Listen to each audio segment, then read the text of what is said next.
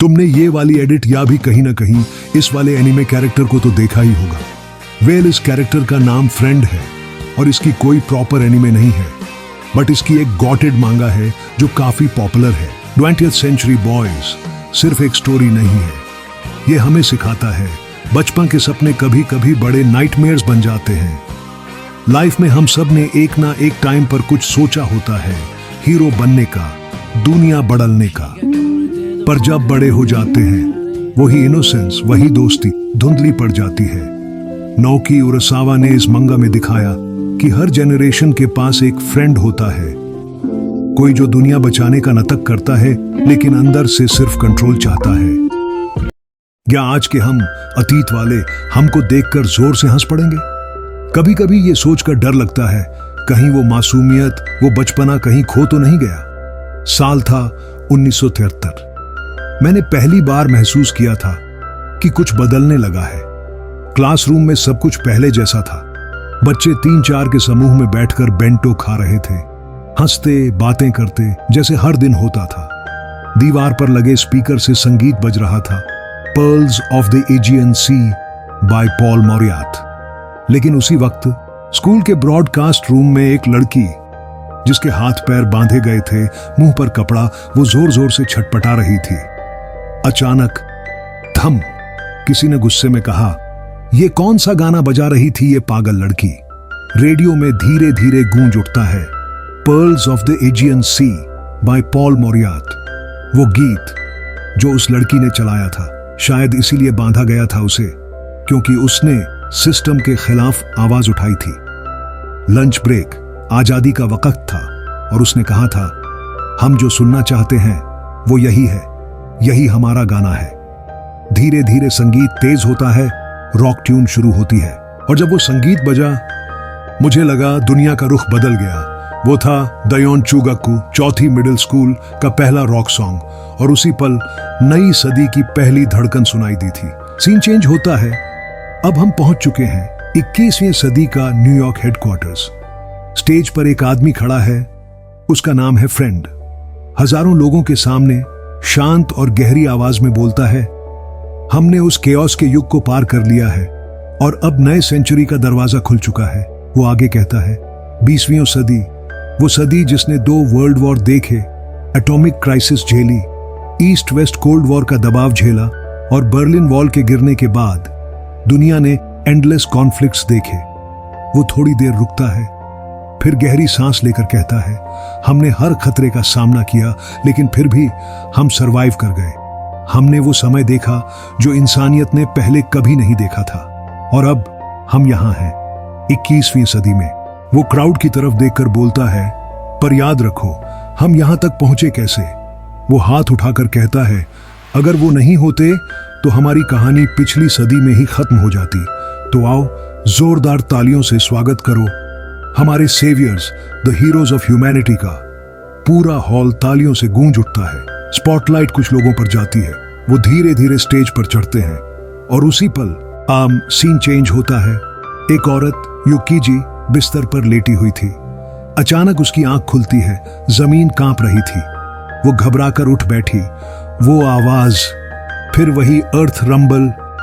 वो खिड़की की ओर देखती है, बाहर गहरी डार्क नाइट है और उस अंधेरे में एक ह्यूज शैडो हिलती दिखाई देती है। 1997, टोक्यो, जापान। एक छोटी सी कन्वीनियंस स्टोर में केंजी एंडो बच्चे को गोद में लिए शेल्व्स पर सामान रख रहा है। शिन्नाई, मत रो बेटे, अभी तो दूध पिया था ना, सो जा।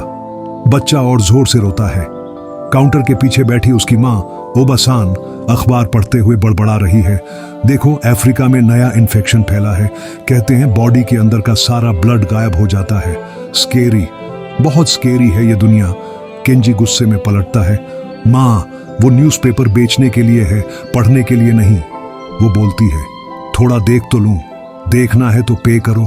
केंजी चिढ़कर जवाब देता है, फिर धीरे से कहता है, और हाँ माँ, तुमने फिर से वो यूमी राइस बॉल खा लिया था ना? ओबासन मुंह फेर लेती है, मैंने नहीं खाया। केंजी इनवॉइस निकाल कर दिखाता है, यहां साफ लिखा है 8 बिके, लेकिन वापस आए 7। एक कहां गया? मां की आंखें नम हो जाती हैं। वो चेहरा छुपाते हुए कहती है, जिंदगी में कुछ अच्छा नहीं बचा। बेटा मुझे थीफ कहता है और बेटी अपना बेबी छोड़कर चली गई। केंजी धीरे से कहता है, ऐसा मत कहो माँ, सिस्टर के पास जरूर कोई रीजन रहा होगा। शिन्नाई फिर रोने लगता है।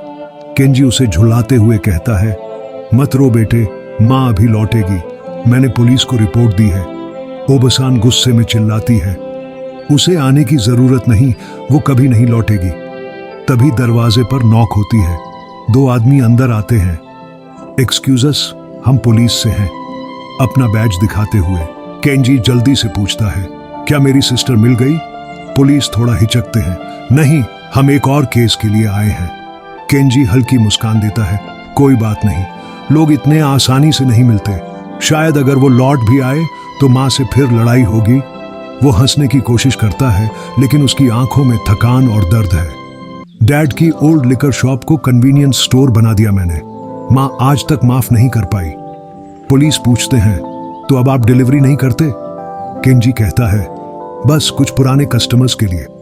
पुलिस फिर पूछता है, तो सांचोमे वाले फुकुदा सेंसेई को जानते हैं? हाँ, वो यूनिवर्सिटी के प्रोफेसर हैं शायद, अभी भी उन्हें डिलीवरी करते हैं। लास्ट टाइम कब गए थे? केंजी थोड़ा सोचता है। लगभग 2 हफ्ते पहले उनके घर में हमेशा बहुत सारे अजीब एग्स रखे रहते हैं। पुलिस पूछती है, केंजी सान, आपने आखिरी बार फुकुदा सेंसेई को कब देखा था?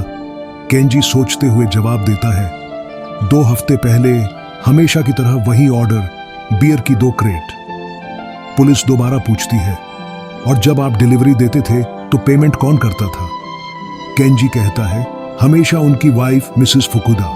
फिर एक सन्नाटा। केंजी को कुछ गड़बड़ लगती है। वो बेचैनी से पूछता है, क्या हुआ फुकुदा सेंसेई को? सब ठीक है ना? पुलिस थोड़ी देर चुप रहती है, फिर धीरे से कहती है, वो गायब है। केंजी चौंक कर कहता है, कौन गायब है? पुलिस का जवाब आता है, पूरा फैमिली। केंजी के हाथ से ग्लास छूट जाता है। वो अविश्वास में दोहराता है, पूरा फैमिली गायब? पुलिस कामली नोट्स लिखते हुए कहती है, थोड़ा धीरे बोलिए कृपया। केंजी का चेहरा उतर जाता है, और मैं अभी तक उनसे पैसे भी नहीं लिए थे। पुलिस वाले एक दूसरे को देखते हैं, उनके चेहरे पर इरिटेशन है। उन्हें उम्मीद थी कि केंजी से कुछ क्लू मिलेगा, पर मिला तो बस एक दुकान वाले का गुस्सा। सीन चेंज होता है। एक स्मॉल ट्रक शॉपिंग स्ट्रीट से गुजर रही है। अचानक एक आदमी उसे रोकता है, केंजी, ओए रुक। ड्राइवर मारुओ फैटमैन खिड़की से झांकता है, क्या है केंजी, फिर से शराब बेचने आया है? केंजी झल्लाता है, कितनी बार कहा मैं लिकर सेलर नहीं हूं, अब तो कन्वीनियंस स्टोर चलाता हूं और स्टेशनरी भी बेचता हूं। मरुओ हंसता है, मैं तो गर्ल्स के एक्सेसरीज बेचता हूं, ये जगह तो हाई स्कूल गर्ल्स का फेवरेट हैंग आउट है, कई लड़कियां तो मुझे लव लेटर भी देती हैं, बड़ी टफ लाइफ है मेरी। केंजी मुस्कुराकर कहता है, तो वो लेटर्स खुद के पास ही रखो मरुओ। मरुओ फिर पास आकर कहता है, अरे सुन, फ्रॉग बॉय की शादी है, तू कितना गिफ्ट देगा? केंजी सोचते हुए, बस 10,000 येन काफी है, आखिर वो फ्रॉग बॉय है। मरुओ हंसता है, ठीक है, मैं भी 10,000 दूंगा क्योंकि वो फ्रॉग बॉय है। फिर बोलता है, तो चलो पहले रियोगिन टेम्पल फिर कैरोकी क्लब चलते हैं, क्या बोलता है? केंजी मुस्कुराता है, नाइस प्लान है।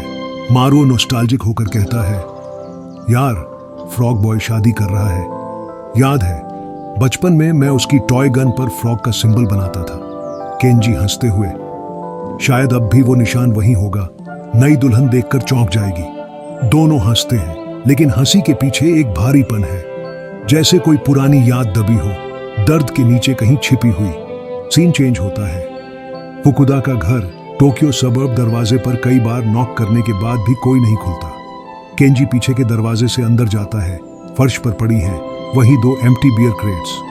वो बड़बड़ाता है, बियर तो खत्म हो गई, पर लोग कहाँ गए? जाने ही वाला होता है, तभी उसकी नजर डोर फ्रेम पर पड़ती है। वहां एक अजीब सा सिंबल बना हुआ है। वो झुककर ध्यान से देखता है, 3 आकृतियां, एक आंख, एक गोल घेरा और बीच में एक लाइन। केंजी धीरे से बोलता है, ये सिंबल क्या है? सीन चेंज होता है। साल 1969।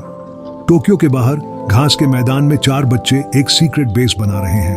उनमें एक है केंजी, छोटा, दूसरा मारुओ, तीसरा फ्रॉग बॉय और चौथा एक पतला लड़का यामाने। बेस छोटी थी, कुछ सूखी घासों और लकड़ी से बनी, लेकिन उन बच्चों के लिए वो उनकी दुनिया थी।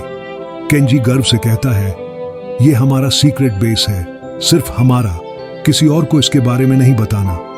फ्रॉग बॉय कहता है, मैं अपने पापा का रेडियो लाऊंगा, हम म्यूजिक सुनेंगे। यामाने चहक कर कहता है, मैं शोनेन मैगजीन लाऊंगा। मारुओ बोलता है, और मैं शोनेन संडे। सब हंसते हैं, बचपन का इनोसेंस, बिना किसी डर के। तभी फ्रॉग बॉय कहता है, और मैं अपने पापा का मैगजीन भी लाऊंगा, जिसमें लड़कियां बिना कपड़ों के होती हैं। बाकी तीनों ठहाके लगाते हैं। मारुओ हंसकर कहता है, साले ऐसी बातें मत कर, मेरा छोटा फ्रेंड खड़ा हो जाएगा। सब हंसी में लोटपोट हो जाते हैं। तभी बाहर से गाने की आवाज आती है। दो जुड़वां बच्चे अयान और आमा गाते हुए पास आ रहे हैं। केंजी फुसफुसाता है, श्श, ये दोनों बहुत बैड ट्विंस हैं, अगर हमें देख लिया तो मुसीबत। बच्चे सांस रोक लेते हैं। अयान और आमा झुककर एक ड्रैगन फ्लाई पकड़ते हैं, फिर उसकी विंग्स फाड़कर फेंक देते हैं। केंजी की आंखों में डर है। मॉन्स्टर्स, सच में मॉन्स्टर्स। थोड़ी देर बाद दोनों ट्विंस गुनगुनाते हुए चले जाते हैं। बच्चे राहत की सांस लेते हैं। फिर केंजी एक कागज उठाता है। अब सुनो, हम सबका अपना सीक्रेट मार्क होगा। जो इस सिंबल को जानेगा वही हमारा ट्रू फ्रेंड होगा। वो एक सिंबल बनाता है, एक आंख, एक गोला और बीच में एक लाइन। बाकी तीनों चिल्लाते हैं, true friend, true friend. Scene change, वापस 1997। केंजी उसी सिंबल को देख रहा है, वही निशान जो उसने बचपन में बनाया था।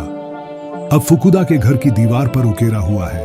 वो धीमी आवाज में कहता है, ये सिंबल मेरे बचपन का। सीन चेंज, विशाल हॉल, टोक्यो डोम। हजारों लोग इकट्ठा हैं, सब एक ही नाम ले रहे हैं, फ्रेंड, फ्रेंड, फ्रेंड। किसी ने कहा, आज फ्रेंड बोलने नहीं वाले, आज वो कुछ दिखाने वाले हैं, लेविटेशन। लोग हैरान, कुछ एक्साइटेड, कुछ डर से कांपते हुए। स्पॉटलाइट पड़ती है, फ्रेंड धीरे धीरे मंच पर आता है और फिर धीरे धीरे हवा में उठने लगता है। भीड़ दंग रह जाती है। वो उड़ रहा है। स्टेज के नीचे एक सिंबल चमकता है, वही सिंबल जो केंजी के सामने दरवाजे पर था। केंजी खामोश खड़ा है, उसकी आंखों में डिसबिलीफ है। वो निशान वही है। सीन चेंज, उसी साल 1937। एक पुराना अपार्टमेंट। पुलिस दरवाजा तोड़कर अंदर आती है। कमरा बिखरा हुआ है, हवा में मेटेलिक स्मेल। फर्श पर एक लाश पड़ी है, कोई बाहरी जख्म नहीं, पर शरीर का सारा ब्लड गायब। एक जवान पुलिस वाला मुंह ढक लेता है। मुझे उल्टी आ रही है। उसका सीनियर गुस्से में कहता है, कंट्रोल योरसेल्फ,